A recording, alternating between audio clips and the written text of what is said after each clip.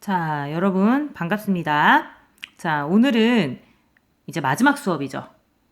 실학 배우겠습니다. 우리나라 지배층도 그렇고 조선시대는 기본적으로 성리학 중심이에요. 그건 알고 있죠?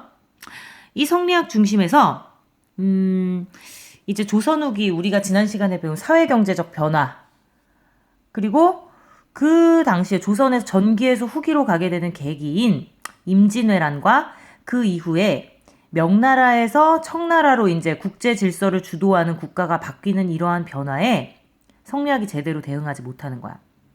왜냐하면 성리학은 인간의 심성과 우주의 원리 같은 걸 탐구하는데, 사회경제적 변화로 이제 경제가 발전하고 이제 관영수공업에서 민영수공업으로 넘어가고 상업이 발전하고, 또 사회에서도 양반 계층이 몰락하기도 하고 평민이 양반으로 상승하기도 하고 노비가 해방되고, 이런 사회 변화에 이제 성리학이 대응하지 못하는 거야. 그리고 이제 성리학 중심은 이제 송나라와 명나라가 좋아하던 학문인데, 이제 새롭게 이제 중국의 질서를 잡고 있는 청나라와는 이제 거리가 있죠. 오히려 우리 지배층은 청나라를 정벌해야 된다는 북벌론을 주장하고, 이러면서 이제 국제 질서에 대응하지 못하고 있으니까 이러한 사회에 대응할 수 있는 학문 체계, 실용적인 학문, 그리고 국가와 사회를 새롭게 바꾸려는 실학이 등장하게 돼요. 그래서 그 실학은 크게 두 가지 그 형태로 갑니다. 그래서 그 실학의 첫 번째 개혁론은 농업 중심 개혁론이에요. 여러분들이 글자가 잘 안 보인다 그래서 좀 얇은 펜으로 좀 크게 써봤는데 이제 글자가 좀 잘 보이는가 모르겠어요. 혹시 그래도 안 보이면 좀 가까이 가봅시다. 자, 그래서 실학은 농업 중심 개혁론과 상공업 중심 개혁론으로 나뉘는데, 상공업 중심 개혁론은 다른 말로 북학파라고도 합니다. 그래서 일단 농업 중심 개혁론은 농업사회, 농촌사회의 문제를 개혁하기 위해서 토지제도를 개혁하자는 입장이에요. 여기서 말하는 농촌사회의 불균형은 토지 소유의 불균형이야.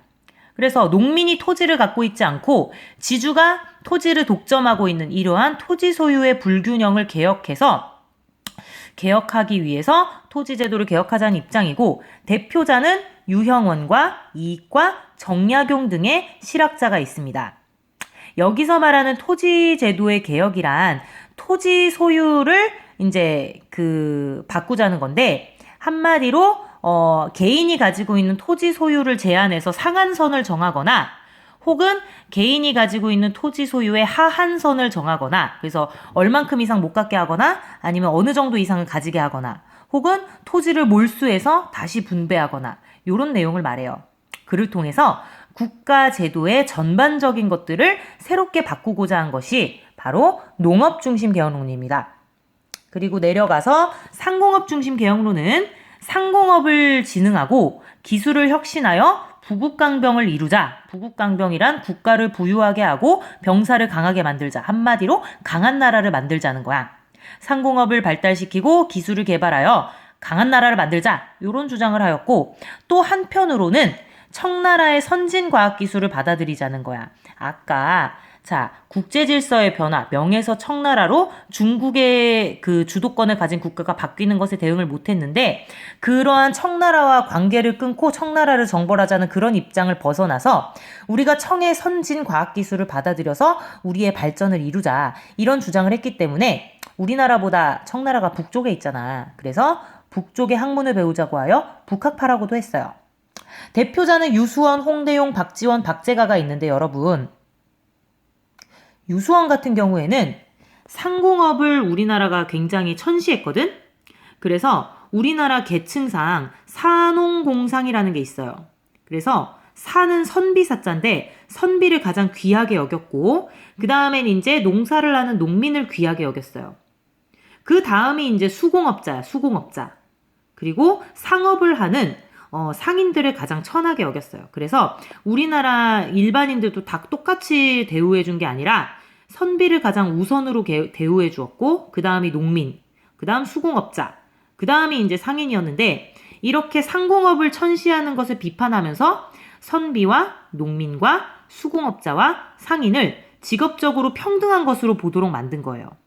그 다음에 이제 홍대용 같은 경우는 서양의 과학기술을 적극적으로 수용하자, 이런 입장이었고, 박지원 같은 경우는 양반전이라든지 허생전이라는 책을 저술하였는데, 이러한 책들을 통해서 양반 제도를 풍자했어요. 그리고 화폐를 유통하기도 하였고 기술을 개발하기도 하였습니다. 화폐를 유통하고 기술을 개발할 것을 주장하기도 하였습니다. 왜 이래? 그 다음에 박제가 같은 경우는 북학의라는 책을 저술했는데 이 책을 통해서 소비를 장려해서 생산을 촉진하자. 그러니까 우리가 소비하지 않고 너무 근검절약만 강조하니까 너무 근검절약하면서 생산을 하지 않는다. 그러니까 생산을 촉진하고 또한 청나라에서 하는 국제무역에 우리도 참여해서 무역을 발달시키자. 이런 주장을 하게 돼요. 그래서 이렇게 실학은 농업 중심, 상공업 중심으로 나뉘고 이러한 실학의 의의와 한계를 보면 먼저 첫 번째로 의의는 현실에 대해서 적극적이고 능동적인 개혁안을 구체적으로 제시했다는 점. 그러나 한계점으로는 이 실학자들이 주로 관직에 나가 있는 권력자들이 아니에요. 그냥 학계에서 그냥 학자로서 실학에 대해서 주장하는 거야. 그러니까 한마디로 정치인들이 이런 실학을 했으면 이런 개혁론을 실행을 했을 텐데 약간의 그런 교수와 비슷하다고 보지. 그러니까 제야 학자들이 그냥 학문으로서 실학을 주장했기 때문에 정책에 반영되지 못했다는 거야.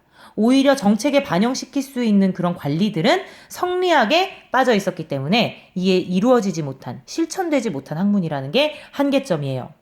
또한 이러한 실학은 유교 성리학적인 사상의 틀을 완전히 벗어나지는 못한다는 점에서 한계점을 지니고 있습니다. 여기까지 실학에 대해서 우리 살펴봤어요. 내일 봅시다, 여러분. 안녕.